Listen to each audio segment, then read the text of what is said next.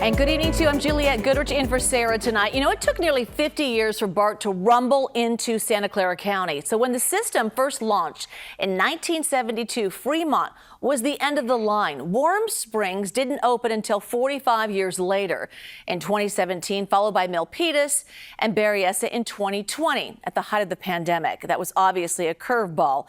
But the mayor of San Jose said this week there is no turning back now. In fact, VTA, which is paying for the Silicon Valley extension, just ordered a very expensive tool to finish the job, a $76 million tunnel boring machine to dig the last 5 miles from North San Jose through downtown to Santa Clara. So viewer Lane Anderson wrote to us saying it seems incomprehensible that BART is going forward with boring a costly tunnel when there isn't enough ridership to fund its service now. So let's bring in Devin Fehely. And despite all of these concerns, all of the costs, the VTA says, hey, this is still full speed ahead. Tell us about it. Yeah, that's exactly right. As someone that grew up in the South Bay, I can tell you that there was a collective sense of regret at having missed the BART train when that system first opened in 1972. And when it finally arrived in Santa Clara County, it was supposed to be momentous, epic.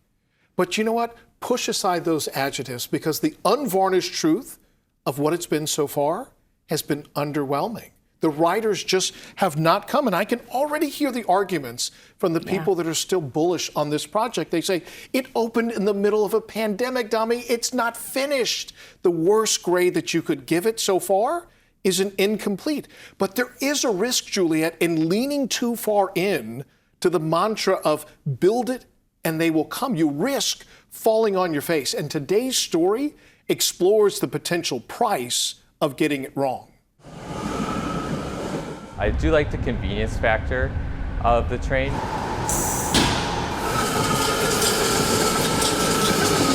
Meaning I'm able to get from point A to point B. You're not driving. Since moving to the Bay Area a few years ago, Austin Clappin has lived in San Francisco, but worked in the South Bay, commuting 3 days a week on BART. For me personally, I always wanted to live in San Francisco, and the BART really kind of gave me the opportunity for transportation because it's just myself, my 2 feet, and my bike. Riding BART, he says, saves him time, steers him well clear of the headache of traffic, and spares him the expense of owning a car at all. Leaving the apartment to walking into the office is pretty much about, I would say, an hour 10, hour 15, which really isn't so bad when you consider the amount of people that sit in traffic in their cars. But Austin's experience is more the exception than the rule. According to the Valley Transportation Authority, which paid for and built the BART extension into Santa Clara County, the pre-pandemic ridership projection was an estimated 23,000 people using the Berryessa and Milpitas stations on day one. In September of this year, however, the stations had a combined average daily ridership of roughly 2,300, the original estimate off by nearly 90%. I still am supportive, but I'm very disappointed. Johnny Kemis is a former member of VTA's board of directors.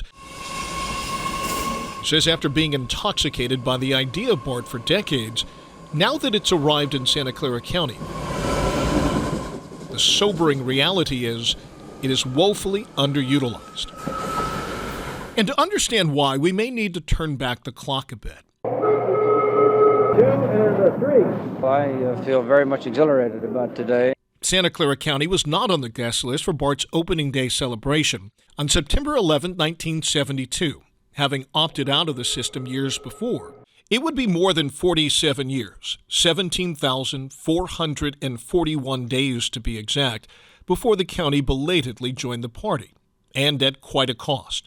$2.3 billion to extend the BART system first into Milpitas and then to San Jose. We have to plan for the future. The future of San Jose is more business and more housing in the downtown. That's where the station is planned to go. So I think it is good planning, bad execution. Kemis says he is deeply troubled by the rapidly rising cost of the final leg of the extension that will bring BART into downtown San Jose and on to Santa Clara. The project was supposed to cost $4.7 billion and be completed in 2026. But the price ballooned. First to $6.9 billion, then to $9.1, and now to a whopping $12.2 billion. And it's going to take longer, too, 10 years longer, projected to open sometime in 2036. But Carolyn Gonod, VTA's general manager, says it would be a mistake to let cost overruns and construction delays derail the project. This project's a multi-generational, long-term investment. How much is it too much? We don't know. It's never going to be cheaper than it is now. It's been a major plan in this Bay Area for over 40 years, and we're just about to start digging, so I don't want to hold it up any longer. Working in the world of tech and finance, Austin Clappin says he understands the concerns about a project that's behind schedule and over budget. But when it comes to better, more connected transit, he's completely on board. I used to grow up in Chicago, and I find the public transportation system in the Bay Area to be light years ahead of Chicago, and in terms of the safety measures and accessibility. The Valley Transportation Authority hoping that a project much delayed does not ultimately become a project derailed.